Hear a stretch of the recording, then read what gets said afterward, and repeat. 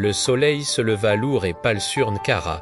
Dans les couloirs du palais, une tension palpable remplaçait le calme habituel. Les pas des gardes résonnaient moins fort que les murmures étouffés, ces paroles qu'on n'osait pas prononcer à voix haute. Quelque chose avait basculé depuis la nuit précédente.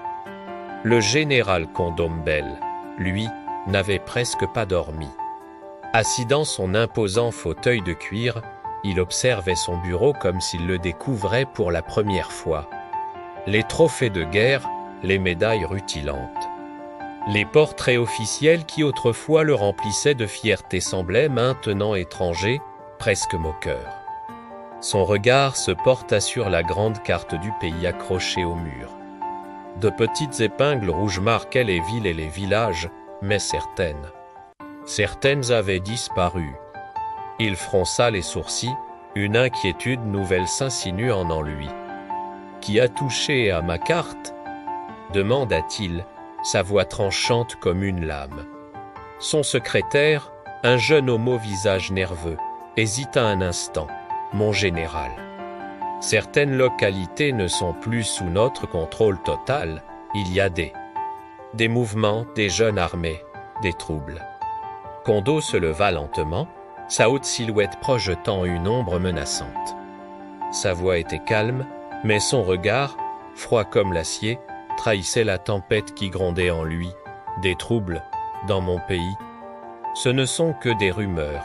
Mon général, rien d'officiel pour l'instant. Le général se détourna sans un mot, mais intérieurement, une certitude s'effondrait.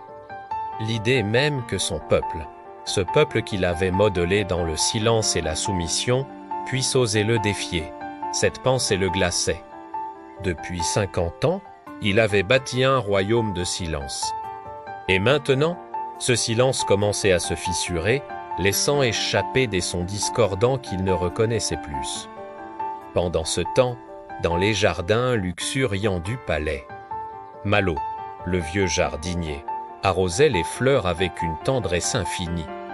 Il leur parlait souvent, comme à de vieilles amies, leur confiance et pensée.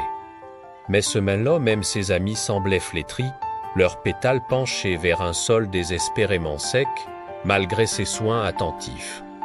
C'était comme si la terre elle-même, épuisée, refusait de nourrir ce lieu opulent. Soudain, une ombre s'étendit près de lui, Kondo était là. Pourquoi ces fleurs meurent-elles, Malo ? Sans même lever les yeux de son travail, le vieil homme répondit d'une voix rauque, « Parce qu'elles étouffent, étouffent », répéta le général, intrigué. Malo se redressa enfin, lentement, et planta son regard sage dans celui, glacial, du dictateur. « Une fleur a besoin de lumière pour vivre, mon général. Mais ici, tout est à l'ombre. Même le soleil a peur d'entrer dans ce jardin. » Kondo resta silencieux un instant, décontenant par cette franchise inattendue. « Tu parles comme un poète. » dit-il finalement, d'une voix lasse.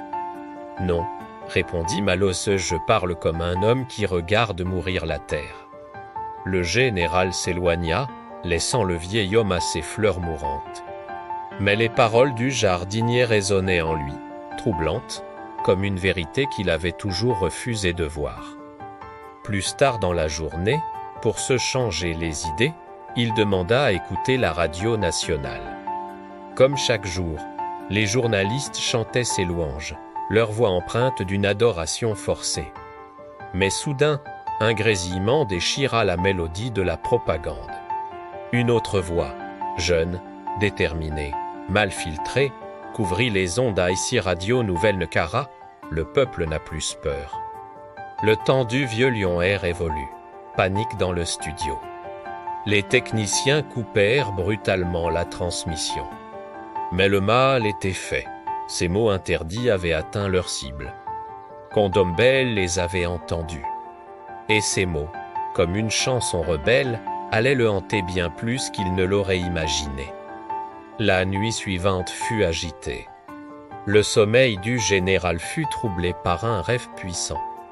Il marchait dans une plaine infinie, une plaine de poussière.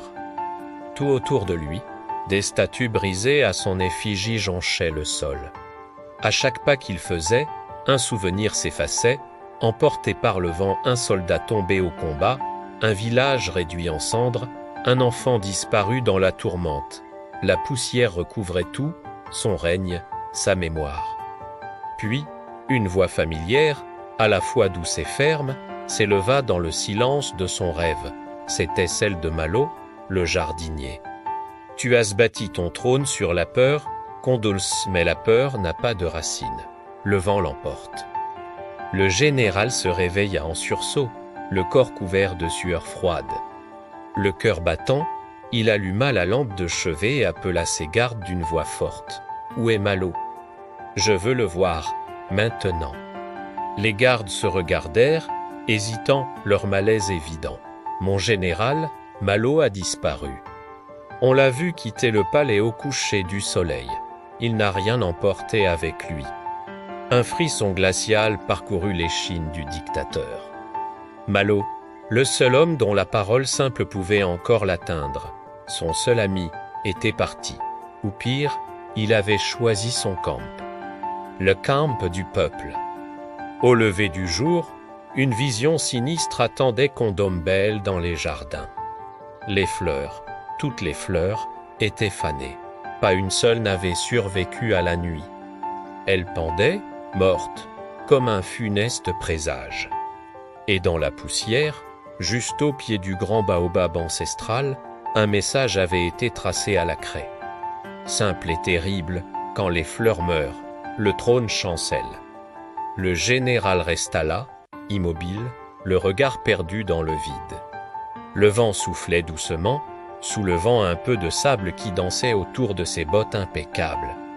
Et pour la toute première fois de son long règne, le père de la nation, le lion d'Unkar, sentit avec une certitude effroyable qu'il marchait sur un trône de poussière.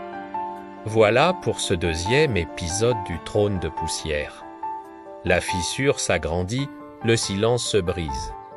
Qu'adviendra-t-il du général Condombelle ? La révolution trouvera-t-elle son chemin jusqu'au cœur du palais ? On se retrouve très vite pour la suite. D'ici là, n'oubliez pas de vous abonner et d'activer la cloche pour ne rien manquer. Merci de nous avoir écoutés et à bientôt.